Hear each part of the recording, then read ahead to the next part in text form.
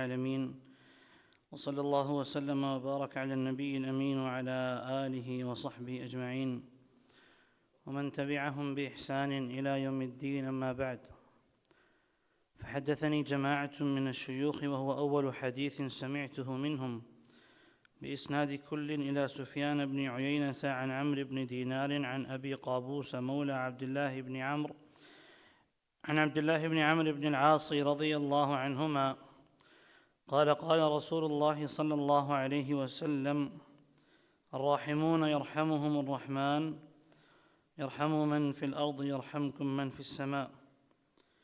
اللهم انفعنا بما علمتنا وعلمنا ما ينفعنا وزدنا علما.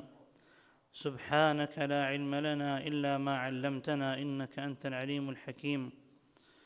اللهم لا تجعل ما علمنا علينا وبالا وارزقنا العمل بما ترضى. رب اشرح لي صدري ويسر لي أمري واحلل عقدة من لساني يفقه قولي. ہم پڑھ رہے ہیں امام الدعوہ محمد بن عبد الوہاب رحمہ اللہ کی عظیم الشان کتاب مسائل الجاہلیہ، جس میں انہوں نے زمانہ جاہلیت میں ہونے والے کام، وہ کام جن کی نبی صلی اللہ علیہ وسلم نے مخالفت کی اور امت محمدیہ وہی کام کر رہی ہے، تقریباً 128-129 مسائل انہوں نے اپنی اس کتاب میں ذکر کیا۔ امام صاحب 21واں مسئلہ بیان کرتے ہیں: تعبدہم بالمکاء والتصدیہ۔ زمانہ جاہلیت کے لوگ عبادت کرتے تھے بالمکاء والتصدیہ۔ اس کا تذکرہ اللہ رب العالمین نے قرآن کریم میں بھی کیا، فرمایا: وما كان صلاتهم عند البيت الا مكاء وتصدیہ، کہ مکہ کے مشرک زمانہ جاہلیت کے لوگ، ان کی بیت اللہ کے پاس آ کر عبادت کرنا کیا تھا؟ مکاءً۔ امام طبری رحمہ اللہ اس کی تفسیر بیان کرتے ہوئے فرماتے ہیں: المکاء، مکاء کیا ہے؟ سیٹیاں مارنا، وتصدیہ، اور تالیاں بجانا، یعنی عبادت ان کی سیٹیاں بجانا اور تالیاں مارنا ہوتا تھا۔ تو یہ کام آج کل کے لوگ کرتے ہیں۔ آپ دیکھ لیں صوفیوں کو، قوالی میں کیا ہو رہا ہے؟ کیا قوالی میں یہ تالیاں نہیں بجائی جا رہی؟ اور اس کو نام کیا دیتے ہیں؟ دین کا نام دیتے ہیں، عبادت کا نام دیتے ہیں، عین اسلام سمجھتے ہیں۔ بس میں سفر کر رہے ہوں، گانے چل رہے ہوتے ہیں، اسے کہتے ہیں بھائی گانا بند کر دو۔ وہ دیکھتا ہے جی مولوی صاحب آ گئے ہیں، گانا بند کر کے وہ قوالی لگا دیتا ہے، جو کہ گانے سے زیادہ بڑا جرم اور کفر ہے۔ تو صوفیوں کو دیکھ لیں، سیفیوں کو دیکھ لیں، کس طرح انہیں کرنٹ لگتا ہے۔ جب کرنٹ لگتا ہے تو پھر کیا کر رہے ہوتے ہیں؟ تالیاں بجا رہے ہوتے ہیں۔ اور یہ چیز شاید پاکستان یا انڈیا کے صوفیوں میں تو نہ ہو، لیکن یہ ترکی کے اور اس طرف کے پٹی کے صوفیوں کو آپ دیکھیں تو وہ ایک گول دائرہ بنا کر اکٹھے ہو کر جمع ہو کر مسجد میں کیا کر رہے ہوتے ہیں؟ سیٹیاں بجا رہے ہیں، تالیاں بجا رہے ہیں۔ اور ہم یہ سمجھتے ہیں اللہ کتنا بڑا یہ صوفی صاحب ہے، کتنا بڑا ولی ہے، جبکہ یہ سیٹیاں بجانا، تالیاں مارنا یہ اہل ایمان کی علامت نہیں ہے، اہل حق کا کام نہیں ہے، اور نہ اس کے ذریعے اللہ کی عبادت ہوتی ہے۔ بلکہ اللہ رب العالمین کی عبادت کس طرح ہوتی ہے؟ اطمینان کے ساتھ، سکون کے ساتھ، آرام سے، اللہ تعالیٰ کی محبت میں، اللہ تعالیٰ سے ڈرتے ہوئے، شور و غل نہ کرتے ہوئے۔ اسی لیے تو مسجد میں شور کرنے سے، اونچی آواز میں بولنے سے منع کیا گیا۔ تو یہ زمانہ جاہلیت کا وہ کام تھا جو آج کل ہمارے ہاں بھی ہو رہا ہے۔ 22واں مسئلہ فرماتے ہیں: انہم اتخذوا دینہم لہوا ولعبا، کہ ان لوگوں نے اپنے دین کو کیا بنا دیا؟ کھیل تماشا، کھیل تماشا بنا دیا۔ وہی کھیل تماشا ہو رہا ہے، گول دائرہ بنائے ہوئے ہیں، ہم تو اسے ڈانس ہی کہتے ہیں، اور کیا ہے، چھلانگیں مار رہا ہے کہ کیا کر رہا ہے، اور اسے ہم نے کیا بنا دیا، نام دے دیا دین کا۔ تو ایسے لوگوں کے ساتھ تعلق ہونا چاہیے۔ ہاں جی، اللہ رب العالمین فرماتے ہیں وَذَرِ الَّذِينَ اتَّخَذُوا دِينَهُمْ لَهْوًا وَلَعِبًا۔ تو یہاں پر سوال بنتا ہے، سوال ہم کس سے کریں گے جی؟ شیخ یونس سے حفظہ اللہ۔ وَذَرِ الَّذِينَ، اور چھوڑ دیجئے، وَذَر فعل کون سا ہے جی؟ امر کا، حکم دیا جا رہا ہے۔ اور عربی لغت میں قرآن کریم میں جب فعل امر کا ہو تو اس سے کیا فائدہ حاصل ہوتا ہے جی شیخ صاحب؟ وجوب کا ہوتا ہے، استحباب کا ہوتا ہے؟ وجوب کا ہوتا ہے۔ کیا معنی؟ کہ جب اللہ رب العالمین کہہ دیں کہ یہ کام کرو، وہ کام کرنا واجب ہو جاتا ہے، اور جب اللہ رب العالمین فرمائیں کہ یہ کام نہ کرو، اس کام کو چھوڑ دینا بھی واجب ہو جاتا ہے۔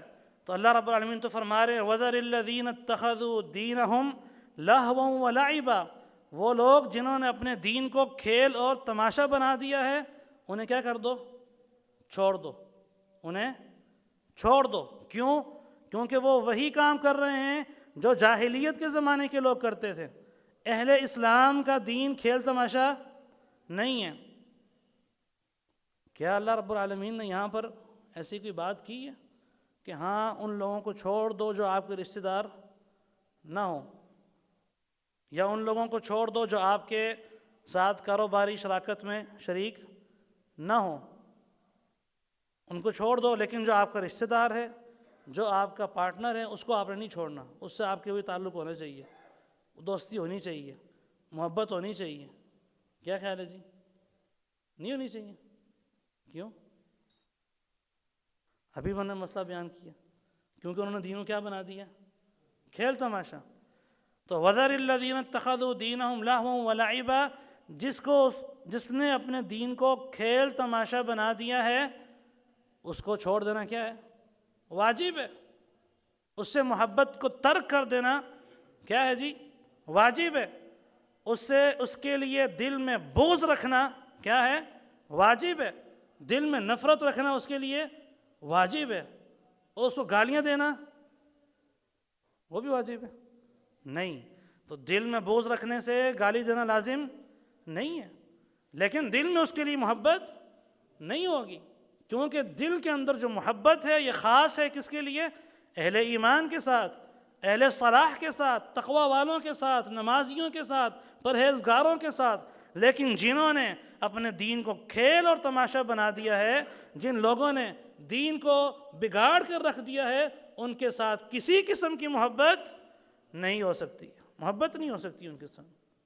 اللہ رب العالمین فرماتے ہیں وَذَر، اور چھوڑ دیجئے، حکم ہے، چھوڑ دیجئے ان لوگوں کو جنہوں نے اپنے دین کو کیا کر دیا ہے؟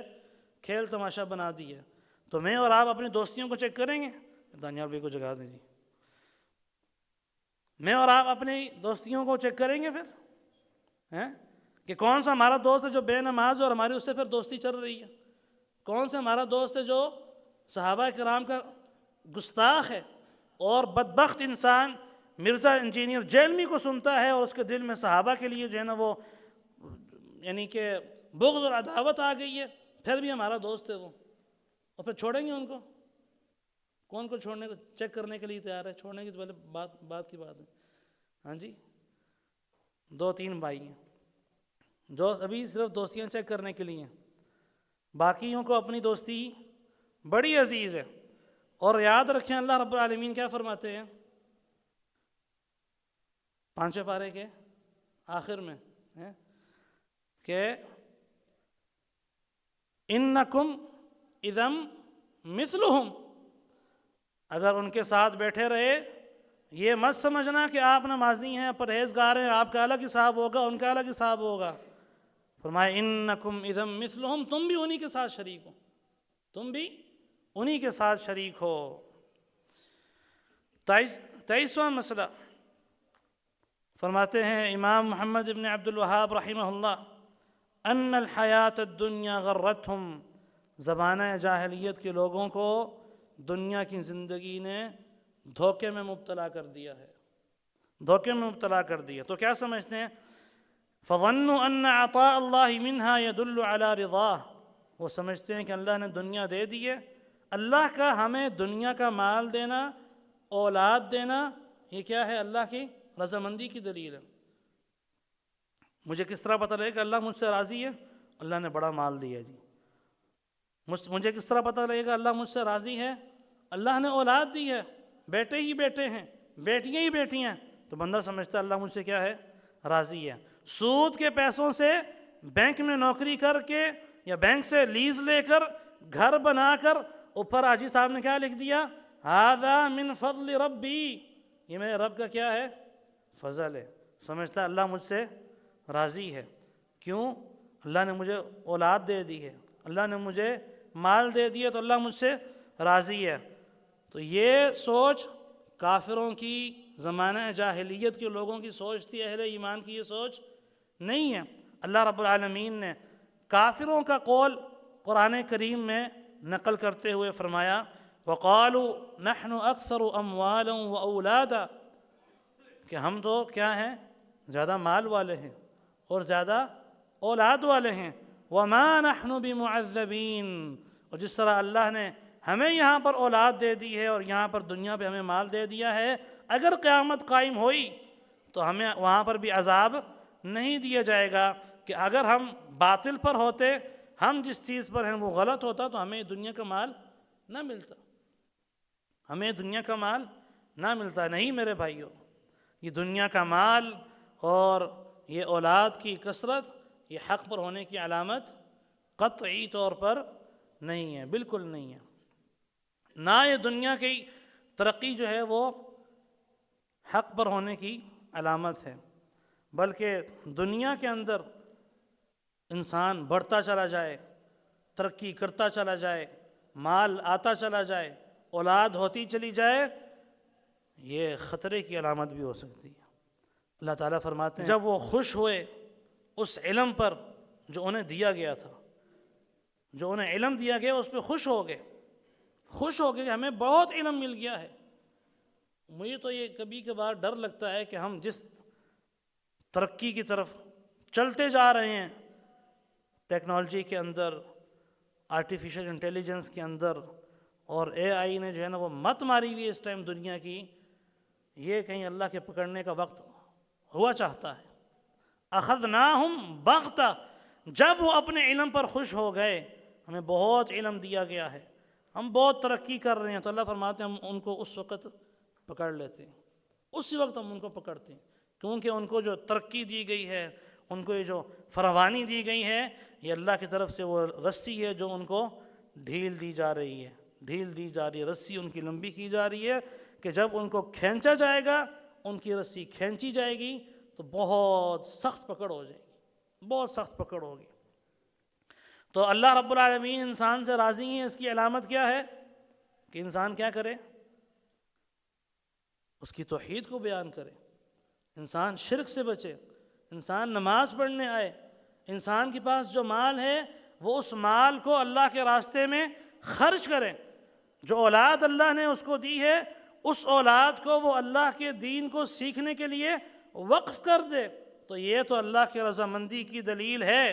لیکن اگر انسان اپنا مال اللہ کے راستے میں خرچ نہیں کرتا، اپنی اولاد کو دین کو سیکھنے کے لیے وقف نہیں کرتا، اور صرف اسی پر خوش ہے کہ اللہ نے مجھے بہت مال دے دیا ہے، اللہ نے مجھے بہت اولاد دے دی ہے، اور یہ سمجھتا ہے کہ اللہ مجھ سے راضی ہے، تو یہ بات اس کی خام خیالی ہے، اللہ اس سے راضی قطعی طور پر نہیں ہے، قطعی طور پر نہیں ہے، کیونکہ اللہ رب العالمین کا یہ انداز ہے انسان کو ڈھیل دینے کا، انسان کو ڈھیل دینے کا یہ انداز ہے کہ اللہ رب العالمین اسے دیتا رہتا ہے، دیتا رہتا ہے، اور سمجھتا ہے کہ مجھے مل رہا ہے تو یہ میرا حق ہے، یا یہ اللہ رب العالمین کی رضا کی علامت ہے، اور جب اس کو اوپر پکڑ آتی ہے پھر وہ کہتا ہے کہ مجھے کیوں پکڑا، مجھے کیوں پکڑا گیا ہے، میں تو یہ بھی کرتا تھا، میں تو وہ بھی کرتا تھا، میں سارا سال نماز پڑھنے نہیں آتا تھا، لیکن رمضان میں سحری افطاری کا دسترخوان پارکوں میں لگا دیتا تھا، اور لوگ جو ہے نا وہ غریبوں کو میں کھانا کھلا دیا کرتا تھا، شادیاں کروا دیا کرتا تھا، مجھے کیوں پکڑا ہے؟ تو اللہ رب العالمین کی رضامندی چاہتے ہیں، اللہ کی رضا کی تلاش ہے، تو جن ایام میں ہم گزر رہے ہیں یہ ایام صرف عبادت کے نہیں، فکر کے بھی ہیں کہ انسان اپنی زندگی پر غور کرے کہ اس کی زندگی کس رخ کی طرف چل پڑی ہے، آیا اس کی زندگی میں اللہ کی رضامندی شامل ہے یا اللہ رب العالمین کی رضامندی شامل نہیں ہے۔ اور یہ چیک کرنے کے لیے انسان کے اپنے اعمال کفا بنفسک الیوم علیک حسیبا، انسان کے اپنے اعمال اس پر جو ہے نا وہ گواہی دینے کے لیے کافی ہیں کہ انسان اپنے اعمال کو چیک کر لے، صبح سے لے کر رات تک اس کا اٹھنا بیٹھنا، اس کی مجلسیں، اس کی محفلیں، اس کے دوست دین والے ہیں یا دنیا والے ہیں، ان کی فکر، ان کی سوچ یہ ہے کہ ہم نے اللہ رب العالمین کے قریب کس طرح ہونا ہے، اور ہم نے یہ اس مہینے میں اتنی مرتبہ قرآن مکمل کرنا ہے، ہم نے اتنے جو ہے نا مال اللہ کے راستے میں خرچ کرنا ہے، یا اس کی سوچ اور فکر صرف یہ ہے کہ ہم نے کھا لینا ہے، پی لینا ہے اور رمضان یوں گزار دینا ہے، پھر عید آ جائے گی، پھر خوشیاں منائیں گے اور معاملہ ختم ہو جائے گا، کوئی پرواہ نہیں ہوگی کہ ہم کن ایام سے گزر کے گئے ہیں، کن برکتوں والے لمحات کو ہم ضائع کر کے چلے گئے ہیں۔ اللہ رب العالمین ہمیں سمجھنے کی، سوچنے کی، فکر کرنے کی توفیق عطا فرمائے۔ صلی اللہ علیہ نبینا محمد و آلہ و صحبہ اجمعین۔